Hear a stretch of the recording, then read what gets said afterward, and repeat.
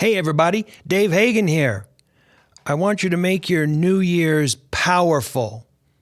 That's today on the Financial Wellness Podcast.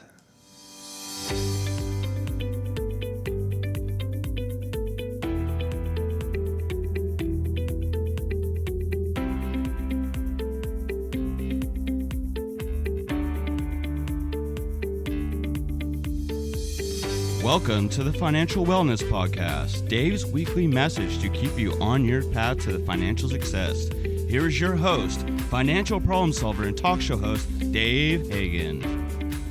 Hello, everybody, and welcome to the last Financial Wellness Podcast of 2019. This is Dave Hagen coming to you from beautiful downtown Van Nuys Uncle Studios.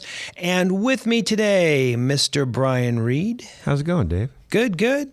Been quite a year, huh? It has been. Happy end of 2019. End of 2019. Looking forward to a interesting and powerful 2020, huh?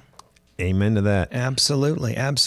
We're going to go a little short this week again. We were short last week, allowing time for reflection on Christmas or the holiday season. This year, we're going to stop a little short because we want people to reflect on their year end. So let me ask you this, listeners. Did you create a plan for this year? How about you, Brian? I did. This is going to be one of the years where your world gets thrown for a little bit of a loop. You know, I had a death in my immediate family. So second half of the year, kind of, to be honest, but it went okay. It's not like I completely fell off my plan. Right. But, sometimes you have to refocus a little bit and then you move forward again. Absolutely. And our condolences on thank you. Your family loss. But I guess it is time to turn a page and move to the next step and accomplish what needs to get accomplished in 2020. I'm looking forward to 2020 just because I'm tired of writing 2019. That sounds like such the end of the road, where 2020 is like a new... Yeah, it's like you're waiting for the calendar to flip. It's like, it's going to be a new decade. Yeah, no, absolutely. I remember, standing out in the street at the year 2000 and waiting for all the lights to go off, because everyone, Y2K. Y2K. You go, wow, is there going to be smoke or fireworks or is everything going to go? And we're like standing around and 3, 2, 1, nothing. It was like business as usual. It's like, oh, okay. I'm going to go to bed. The banks didn't collapse. Okay, I'm going to go to bed. That's fine. Yeah. But, it's the end of the year. It's a good time to pause and reflect. It's not New Year's yet. That's a couple days away. But again, it's time to start thinking and reflecting and saying to yourself, hi, did my plan go well this year? Pull out what you wrote in last January, and hopefully you wrote a few things down and ask yourself, did you achieve most of these goals? Did you miss some of these goals? What did you change during the year? Life happens to you, so you will adjust your goals a little bit over the year. But reflect on how that went. Did you make the progress that you wanted to make? Did these goals at least modify your thinking a little bit? Did they even creep into your thinking? Is this the first time that you've opened up that file in your phone for the whole year and go, oh yeah, I was going to do that?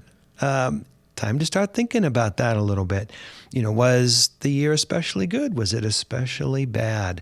What needs to be changed for next year and what needs to be celebrated about the last? I don't think we spend enough time celebrating what went good. It's kind of like the news.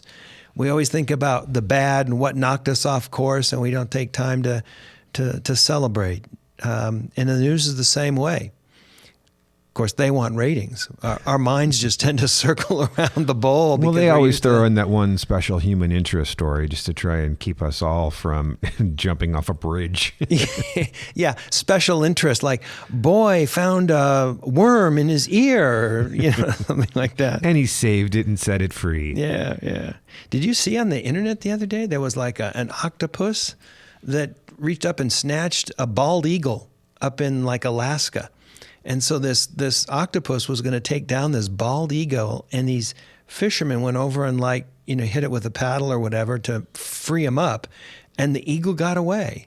No way. That was kind of a cool video. I'm going to go look that up Yeah, later. no, check it out, right? I mean, all the things that we get to see, pretty cool stuff. So what we want you to do in this period immediately after this podcast is go off and do a little bit of reflection. Pull out your notes if you have some, or jot a few down and write a few impressions on your phone. Save it for next year. We're not talking about, goals or resolutions or anything yet. We're going to talk about that in a couple weeks. But just a couple of observations. What'd you like? What'd you not like? How did it go for you? One of the things that I've been thinking about is the 50 episodes that we did this year. And I was thinking about some of the ones that went particularly good. And yeah, maybe there were a couple of cosmic clinkers in there. I'm not going to tell you which ones I thought were not as good as others, but some of them I thought went particularly good, like episode 219. We talked about Berkshire Hathaway, and I went to that just to accompany my wife mostly and to check it out. And it turned out to be a really interesting, informative, dare I say, almost life-changing kind of event to see this whole thing going down. I'm not going to go into it here, but that's episode 219. Episode 230, we were talking about The Wealthy Barber, a book that's been around 20 or 30 years by Dave Chilton. And, his thesis was take 10% off the top for yourself, and then kind of what you do with the rest of it, he didn't care so much, but a really interesting conversational way to walk through the topics involved in personal finance. And then 232, who's driving? And I think that was that was a repeat of an earlier one, and I think that related to a blog that Seth Godin had written. Those were the kind of the ones that stuck out for me as particularly interesting. How about you, Brian?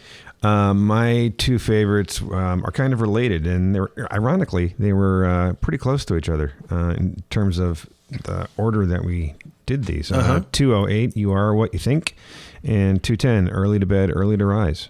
So what are you saying? Earlier in the year, we were better than late in the year?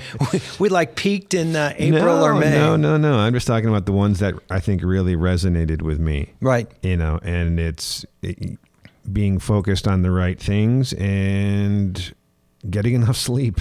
Yeah. I got to be honest. So true. Sleep is the most important thing that you need for your health. And everything well-being. else kind of follows around after that. Yeah. And you know what I found too, that certain episodes will resonate with you differently at different times. Absolutely. Yeah. Something that we finished and went, well, that was okay. That was interesting.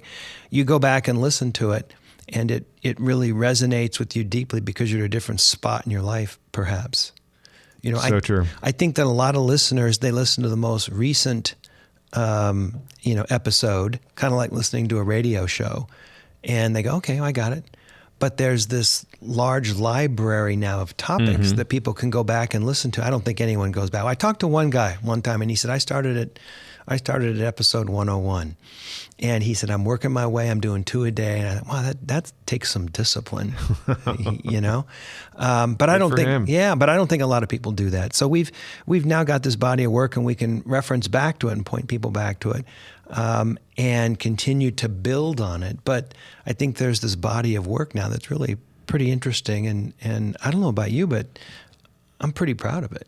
I am. This is fun. I like doing this. As I think back, all the time and effort and money that we put into it, I'm pretty proud of what we've built. So that's my 2 cents on that. But getting back to our listeners, make your New Year's powerful. You can go off and go to a party and drink yourself silly, and that's all well and good.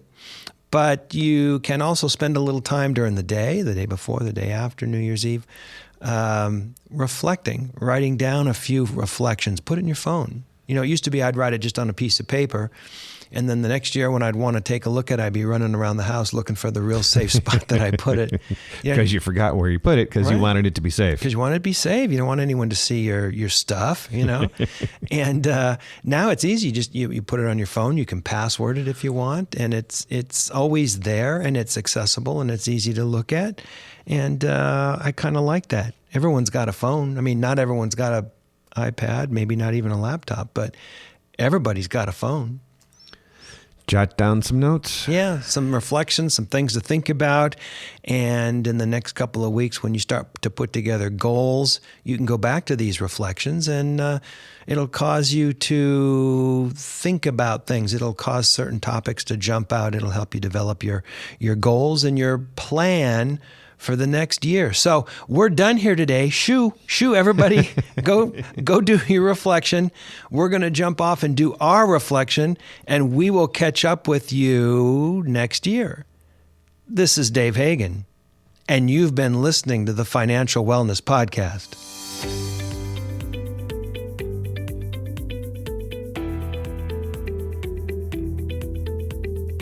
You've been listening to the Financial Wellness Podcast, Dave's weekly message to keep you on your path to financial success. If you have a question that you would like Dave to answer on the podcast, go to thefinancialwellnesspodcast.com. You can leave an audio message with one click of a button, or type your message into the question box. Either way, it's sent right to Dave's phone.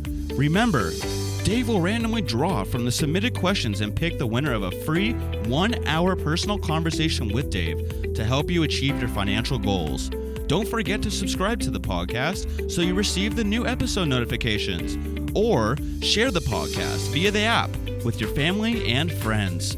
This is your announcer, Nick Appel, wishing you every financial success.